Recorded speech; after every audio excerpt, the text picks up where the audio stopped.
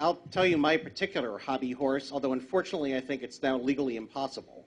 I have spent much of the last 10 years saying that one form of state spending should be reduced, and that is the subsidy that we give to tavern owners by paying them an extraordinary amount for housing video poker machines in their establishments. They get paid about 24% of what comes in. I think that should be closer to 15%. That would not be anywhere near enough to deal with the budget gap that we're talking about now. It wouldn't be near enough to save schools and healthcare and public safety from cuts, but it would do something. Unfortunately, the state just signed new contracts with all these tavern owners, which are locked in for 6 years, so we can't do a darn thing about it. But that would have been highest on my list. Ironically, the Oregon Restaurant Association, which by no means represents all restaurants, but represents these tavern owners, they are constantly fighting to hold on to the state subsidy, but now they are one of the ones pouring money into trying to defeat these tax measures.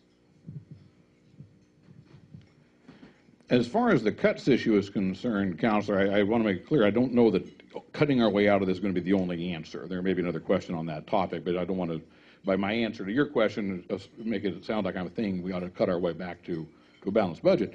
I think there's a couple places we could look, though, in terms of cuts. One is already underway, and that's the business energy tax credit. There's a lot of money there that may, depending on your perspective, was either poorly spent or misspent. I know the Department of Energy is already working on that, trying to figure out how to get some of that money back into the general fund.